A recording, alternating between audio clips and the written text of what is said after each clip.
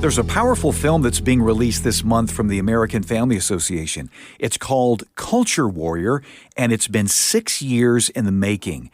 With me is the film's director, M.D. Perkins, who's also Research Fellow of Church and Culture here at AFA. M.D., welcome. Good to be with you, Jeff. You and I talked back in March about the film, but for those who are not familiar with Culture Warrior, tell us what the film's about.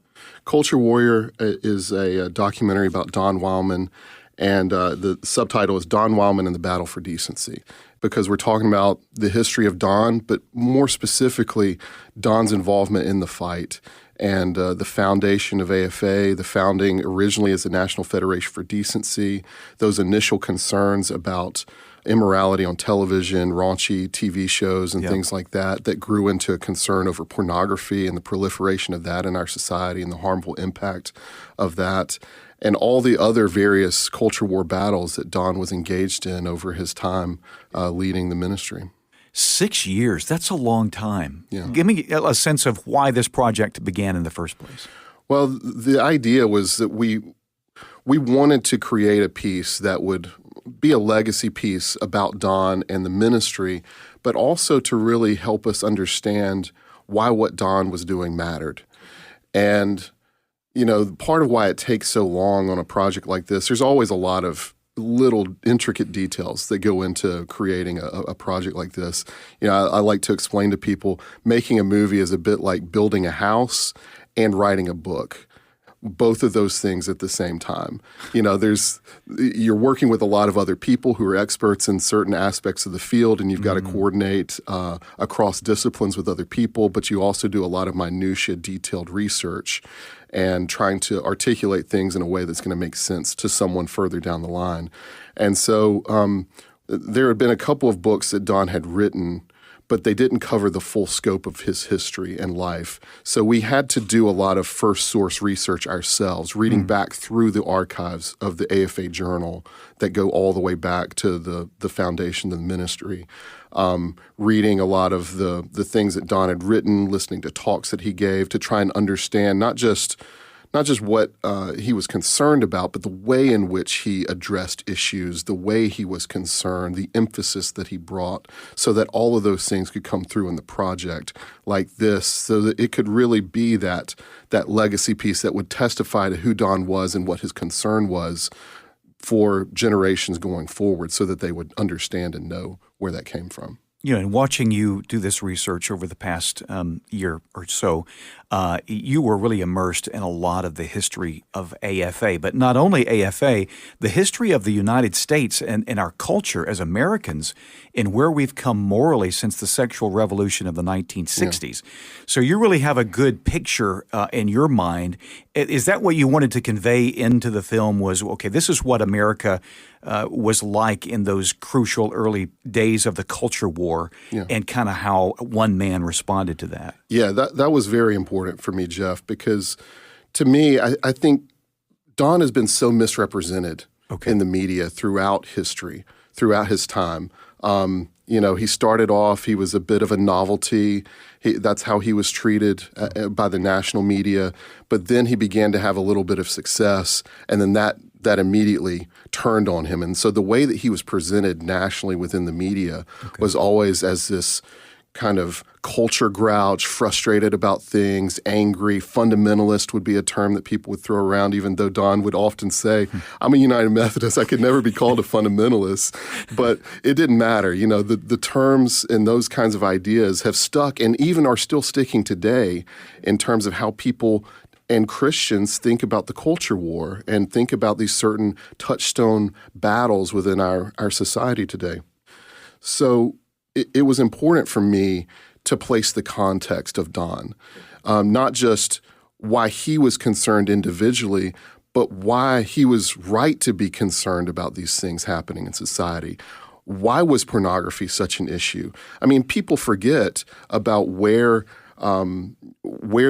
how bad things actually were at certain points in time. I mean, we can say how much worse things may be now in certain ways, but I mean, even in the 70s and 80s, I mean, you're talking about pornography on the shelves at an airport or in the grocery store. pornographic magazines just sitting there for anybody to pick up and with look no through. cover on the front of them. Right. Yeah. You're talking about things like this that we don't even see right now in our world because men like Don Wildmon stood up and spoke out against that. And so I think it's important for people to gain that little bit of historical perspective. And so I wanted to ensure that when you're watching this film, it's never just about Don. It's always about the bigger picture of what Don was fighting, because those battles continue today in many respects. I want to follow up on that, because having come through all of this research, how do you see this film relating to the specific battles we're facing today? It's fascinating because at many times throughout the movie, as I was putting certain things together and watching a sequence, I was realizing things haven't changed that much in terms of the battles. Like, some of the details of the battles have changed, or the apparatus through which things are acquired. Pornography, for instance. We're not battling 7-Eleven and convenience stores selling magazines on the magazine shelves. Mm-hmm. But the problem with pornography is even starting to be recognized now by secular people who are talking about how young men are being destroyed through massive amounts of pornography intake. And not just young men, but women as well have taken on this kind of pornographic mindset, and it just becomes so normalized in society. Now we are seeing the fruits of things that Don was warning about 30 or 40 years ago. And now you actually have the evidence of what has this actually done to society. So in a way that Don was prophesying that this would happen, now we can look back and historically see that did happen. And so I think it is important now for us to recognize, really, Don was right on these fights. Don was right about pornography and the destructive impact. Don was right about the secular humanistic mindset that was shaping people through entertainment and television. Don was right about the homosexual agenda and the way that it was going to find its way into all these different facets of society and then force people to conform to that way of thinking and that way of speaking. And Don was right about all those things. So, we don't look at it now in terms of what might happen or what could happen. And that's how Don was often portrayed, as just like, well, you don't really know. Well, now we can assess Don's arguments and his concern and say, that was legitimate. And more people should have been paying attention. And now maybe in hindsight, a lot of people will begin to stand up and speak out about these things even now. Even if it feels overwhelming, because you think, well, things have gone so far. Well, that doesn't mean that there isn't still a place for Christians to speak up and to bear witness to biblical truth in the midst of it. As a filmmaker who is a Christian, who loves the Lord, I know that you spent time praying and seeking the Lord on this. How have you seen the hand of God move and provide for you in the making of this film in the way that was definitely, you would say that could only happen because God did this? Yeah. I love that you use the word provide, because when I think about what it means to be a Christian filmmaker, my perspective on it has changed a lot from in terms of trying to fit in a Christian message or worldview or things like that, to thinking bigger picture about who God is, what he's called us to do, how we respond to him. And then within the process of filmmaking, you are reliant upon God throughout the process. So I think of it in terms of providential filmmaking. Like you're dependent upon God to provide things at all these different points. And so just one, for instance, is we're making a movie about Don. I'm reading about things that he said. I'm seeing advertisements in old AFA journals about an event that he spoke at or something that was going to be televised. And I'm like, where is that tape? I haven't seen that tape, I'm sending Tim Wildmon a message like, hey, where is this tape? He's like, I don't know. And I'm asking other people in the ministry, have you seen this? And then several months later, one of the engineers here at AFA within our radio department brings down a whole box full of old VHS tapes that he found in a closet that they were cleaning out because we were starting to get out of that old building and come over to the new part of where AFA's headquarters is. I mean, it was the perfect thing that I needed at that moment. And there is no movie without this And that was material. on its way to the trash bin. That was on its way to the trash. And one of our engineers, in God's good providence, recognized, oh, they're making a documentary about this. They may need these old tapes. I'll just wheel down this whole dolly full of tapes. That's great. And Jeff, I mean, we wouldn't, like I said, we would not have a movie without that, because Don was already in such declining health when we started this project. We were never going to be able to interview him while he was living. But Don's voice is constantly throughout this project, because it exists there in all of these archival snippets of Don on this talk show, or Don giving this talk, or Don speaking on the radio about the foundations of AFR and how that came into being. You know, you get all of this archival material put together. You get Don's voice in the time in which Don spoke and was arguing these things. And really, in one sense, I would say it's stronger than if we had interviewed him late in life and he doesn't remember all the details, or he struggles to communicate certain things, you know? And so even God's providence in that, you know, is just time and time again, you see these little ways in which God is providing for you and giving you what you need, whether you prayed for it or not specifically. You know, God is just in his mercy allowing you to accomplish the work in the way that you intended to accomplish the work, which was with excellence, with honesty, with the full scope of presenting the story in a way that people would understand and be able to connect with emotionally and intellectually. And so being able to do that, I mean, it's just God's kindness on us as we're trying to honor him with this project. Yeah, that's well said. We look at biblical examples of men like Ezra. You look at Caleb and Joshua, and you see all of these men who believed the word of God, and they stood on it in spite of whatever happened. I think this film is especially strong in just the rough cut that I saw many, many months ago of stirring up courage in the hearts of people who watch this. And I think that's a strong biblical principle that courageous people breed other courageous people. Yeah. Is that what you hope people come away with when they watch this? Yeah, for sure. I mean, Don was so bold as a man of God, as a speaker, as a thinker.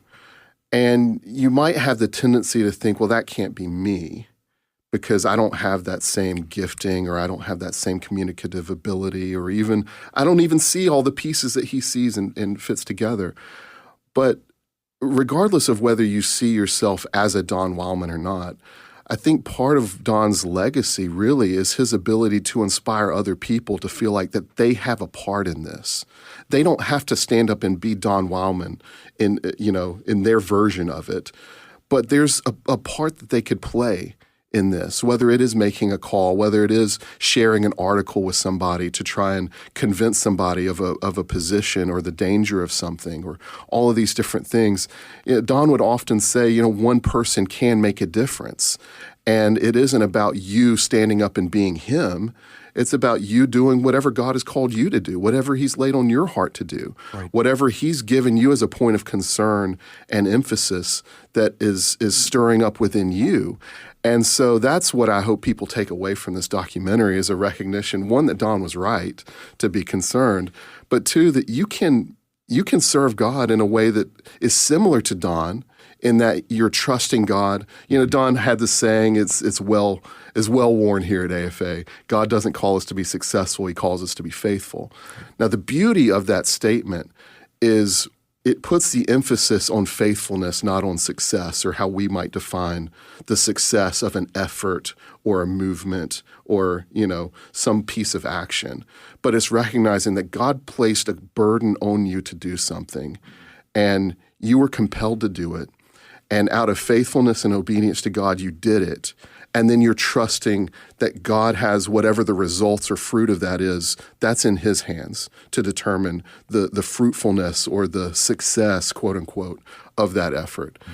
And that's how we live as Christians. We live by faith. We're not living by the pragmatic action that accomplishes this result in the world. We're living by a trust in God to do his good pleasure through the things that we are trying to do in faithfulness and obedience to him and his call.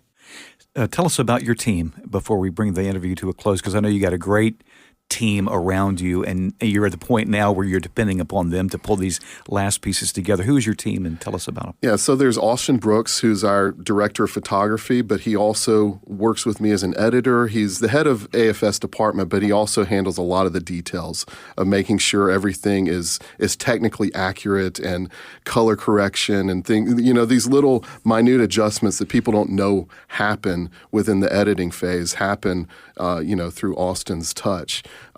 Maisie handles so much of our administrative interactions, especially as we're reaching out to archives and different facilities that have documents or pieces of footage that we're trying to use for the project.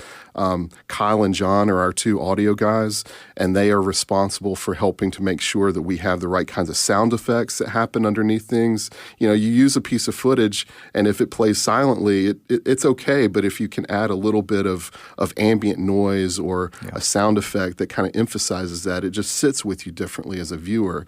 And then we have BJ Davis, our music composer, who's writing fantastic music for this project, and a guy named Andrew Cherry did some illustrations for us that are kind of historical in nature to give you this little window into certain aspects of the movie that we weren't able to show visually through pictures or other things. So, yeah, it takes a lot of work to make a movie, a lot of people, a lot of different hands involved in the process. But it's fun, it's rewarding, and we hope that viewers will appreciate the time and effort and labor that we took to try and bring something together in a way that is presentable to them.